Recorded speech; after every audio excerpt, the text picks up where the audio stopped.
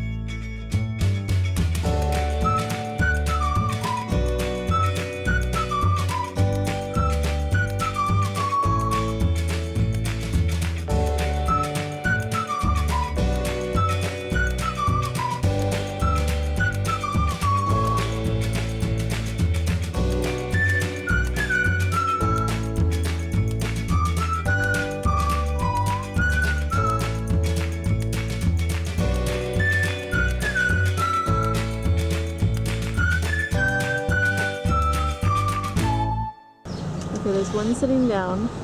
We're in the Ross parking lot. And then there's a baby sitting on top of its mother. Look how cute that is. Oh my goodness. Surfing it. It's all wet out and there's puddles and stuff. Oh, that is sweet. Look at that. See, that's right. Okay. Came in here to get the pots. Alright, I'm going to do an unboxing with you guys. This is very exciting stuff because I've been waiting for these white pots to come in for so long, and I'm really hoping that they turned out to be pretty and kind of like a nice sleek look. So we're going to see. These are from Amazon.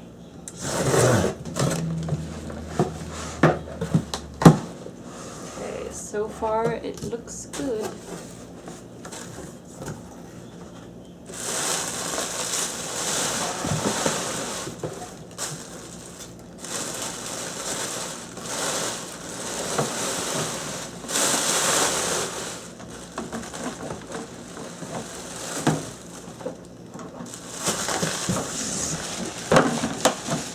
Got them in 3 sizes, the 12-inch, 10-inch, and 8-inch. Oh, I like them a lot. Yeah, they're really nice and clean looking. Got the dream pan.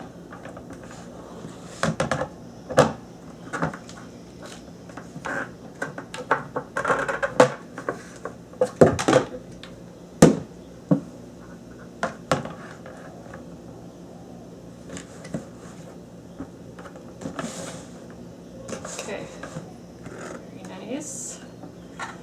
It's got a little smudge on it. Wipe it clean though, should clean up this fine.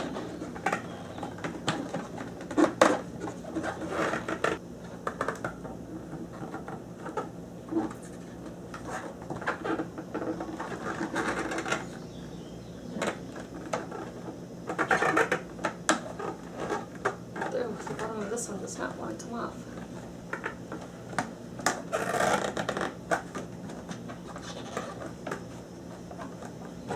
Okay, cannot get the bottom of that one off. They are a little bit bigger than I even expected. So that's actually good though, because I have some plants that really need new homes. They've outgrown their old smaller pots, and actually this little maidenhair fern is one of them, which I think, if I'm not mistaken, in the UK, I think it's called a Venus hair fern. I'm not sure, but I'll have to look that up again. But I love those maidenhair ferns. They're just so dainty and delicate. This one is a hanging pot, and hopefully it'll be exactly what I want.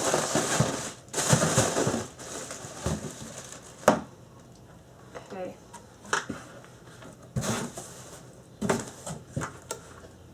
What's that on the bottom? I guess that's, oh, it's a self-watering one. Didn't even know. Let's see, self-watering planter. It's got this strange thing on the bottom. What is that for? I haven't seen this kind before. It has like this weird little, it almost looks like a little fabric like handle inside. I'm not sure how it works, so I guess I have to go to the website to figure it out. This is Easy Grow, Apollo Plastics. That weird little part that was like a little fabric strap and it just looked like a little handle, that's actually the wick, which the ends are poking down into what will be the reservoir of water, and then it acts as a wick, drawing the moisture up to the roots. Alright, so that's how it works. Okay, gotcha. Here's another box that I just got in the mail today from my dad. I just sent him a package too this morning. So he sent me some driftwood pieces, some driftwood and stones.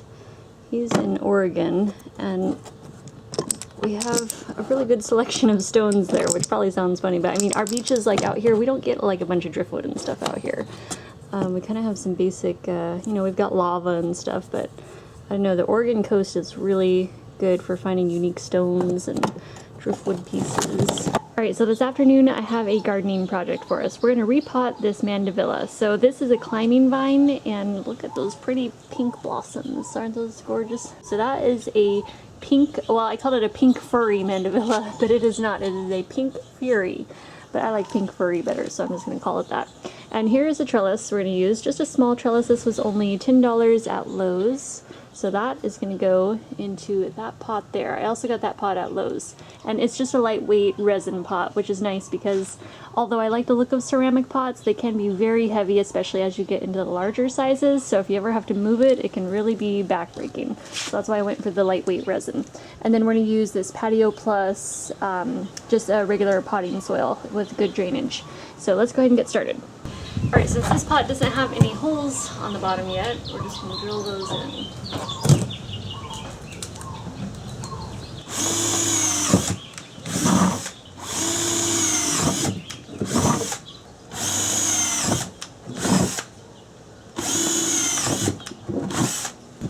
That should do. Alright, now we're going to add our Patio Plus potting soil. Alright, now we're ready to add our trellis. So I don't have all of the soil put in there yet. I left a little room so I can kind of squeeze this little guy down in here. We're just going to take his tag off.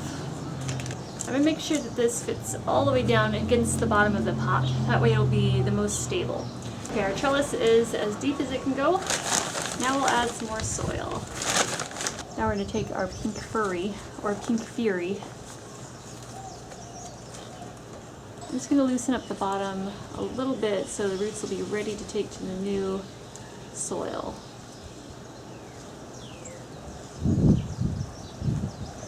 And since Mandevillas are pretty vigorous climbers, I don't have to worry about really helping it to the trellis. It'll find its way there on its own.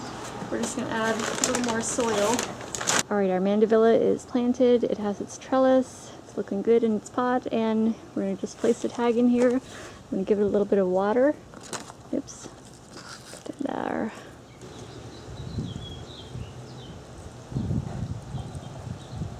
So we have one Mandevilla that's planted with the trellis in the regular 16-inch pot. Now I'm going to plant one as a hanging basket.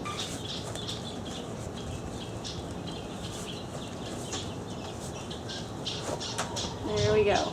So I'm just going to open this up just a little on the bottom. I don't really need to break up the root ball very much, but we're just going to give it a little bit of a head start down here, just so the roots can start growing out from this little root ball as soon as possible. It's got a nice big root down here too, so I'm not going to disturb it too much.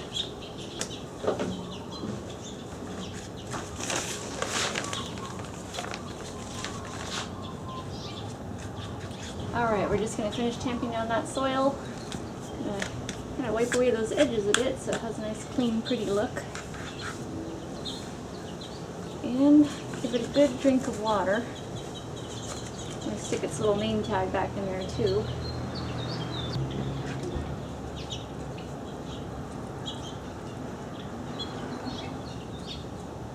Now that your Mandevilla is in its new hanging basket, now all you need to do is find a good place to hang it. Someplace that has a lot of sunshine. Hey guys, today we're going to be planting the Stephanotis. This is a prolific bloomer. It's a vine, and it's also known as the Madagascar jasmine and the Hawaiian wedding flower. It has a lot of white blooms and it'll grow on anything. It can grow on trellis, it can grow on like along your balcony or on your porch. So we're going to go ahead and get this guy potted up. And I've heard that the Stephanotis doesn't want to be kind of over potted, so you don't want to place it in a pot that's too large for it. So this one should be a good size for now. It's got a good root system going, so I'm just going to open it up really gently.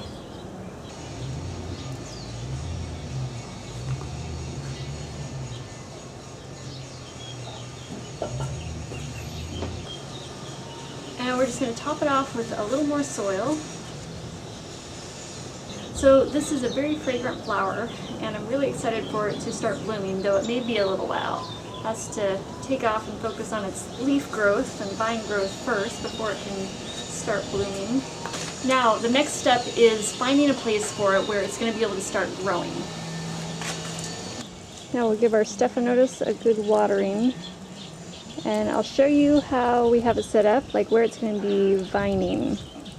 Hey guys, just want to give you a quick update on the Stephanotis and also the Mandevillas. So here's a Mandevilla that you didn't actually get to see. This one is white, and I believe it's called the Bride's Cascade.